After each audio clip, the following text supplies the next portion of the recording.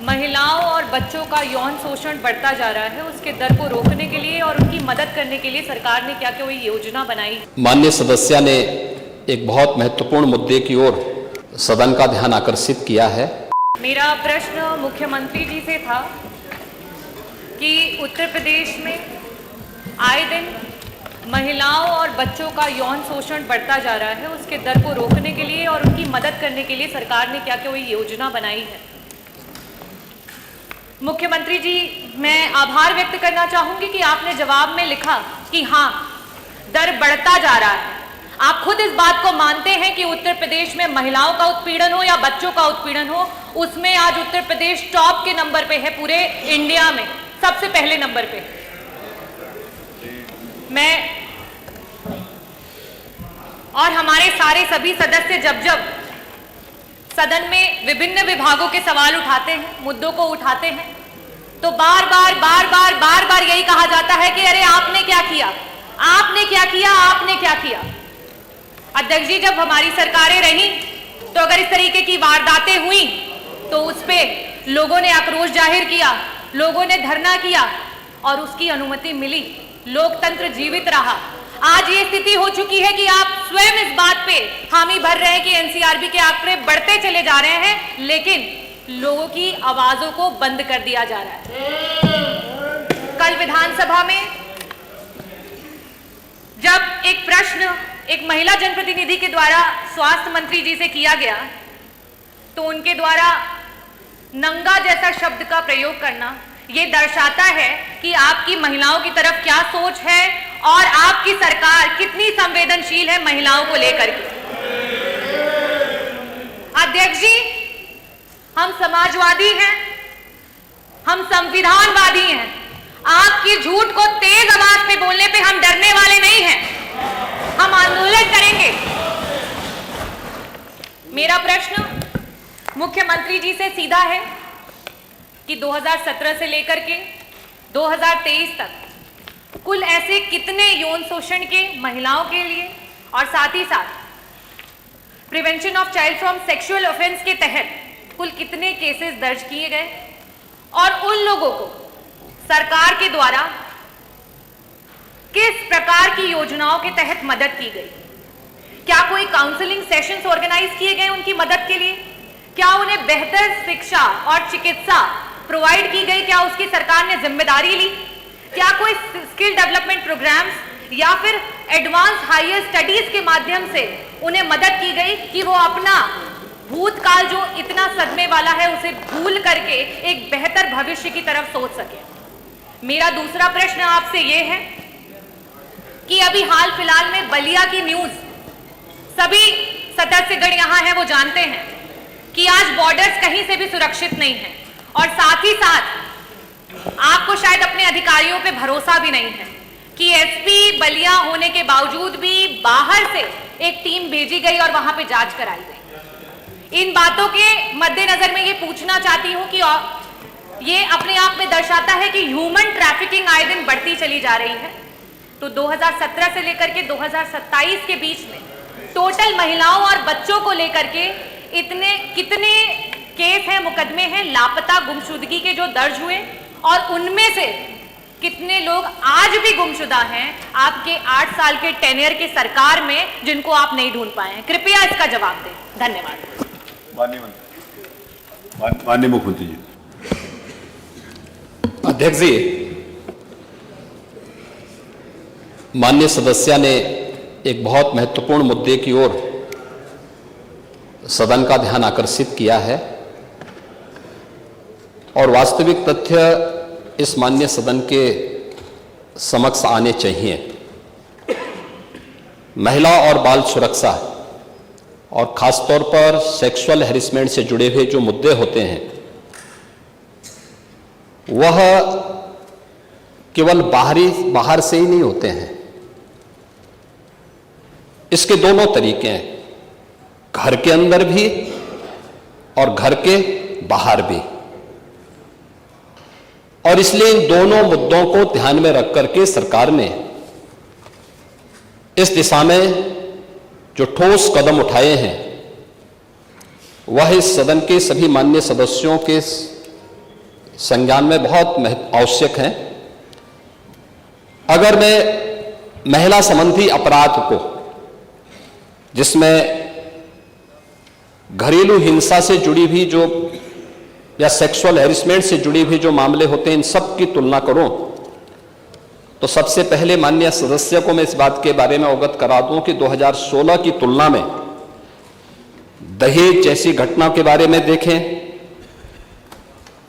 तो 2016 की तुलना में 2016 में कुल घटनाएं घटित हुई थी, उनकी तुलना में 23-24 के बीच में लगभग 17.5% की कमी घटनाओं में आई है। बलात्कार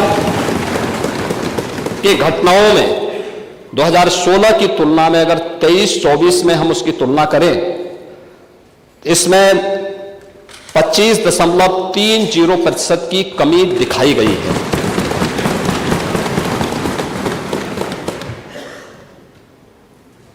लेकिन अगर हम इन सभी बातों को ध्यान में रखें कि 17 से लेकर के 24 के बीच में महिला और बालिग जो नाबालिग बच्चे हैं उनके खिलाफ यौन उत्पीड़न से जुड़े हुए जो मामले हैं, उनमें से प्रदेश सरकार ने अपने प्रोसिक्यूशन विंग को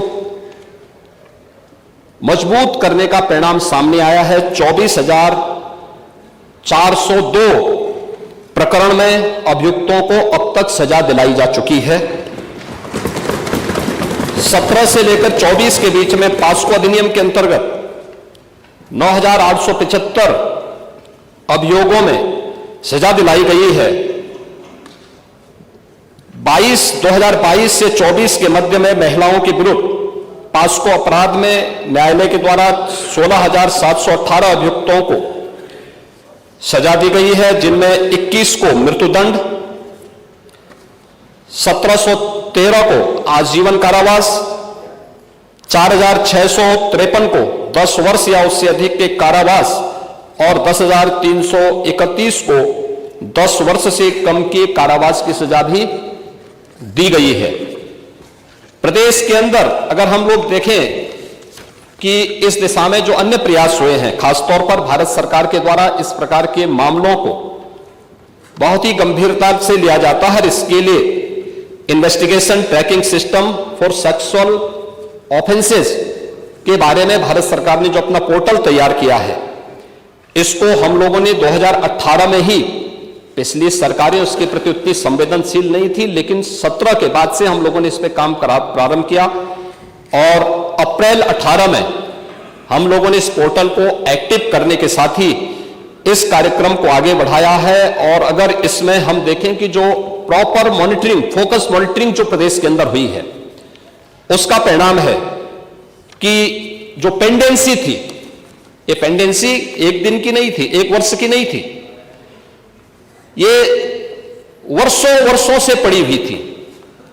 महिला संबंधी अपराध से जुड़े हुए मामलों में, बलात्कार के मामलों में, नाबालिगों के साथ जो उनके सेक्सुअल हैरेसमेंट से जुड़े हुए जो मामले थे, वर्षों से पेंडिंग थे। उस पेंडिंग्स को पूरा करने के साथ आज मुझे बताते हुए प्रसन्नता है कि उत्तर प्रदेश देश के उन टॉप 3 राज्यों में है जिन लोगों ने पेंडेंसी को पूरा करते हुए, और देश के अंदर जो पेंडेंसी रेट के आधार पर प्रदेश का देश में द्वितीय स्थान, और इन मामलों को, अपराधियों को सजा दिलाने के मामले में, मामलों के पूरी तरह निस्तारण के मामले में देश के अंदर तीसरे स्थान पर उत्तर प्रदेश है।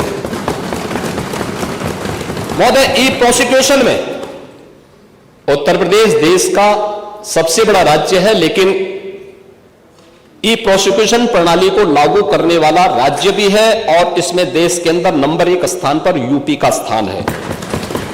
महिला और बाल अपराध संबंधी अभियोगों के निस्तारण में देश में प्रथम स्थान है। लगभग हमारे 98% से अधिक मामलों का निस्तारण करने में उत्तर प्रदेश आज देश का वह पहला स्थान रखता है।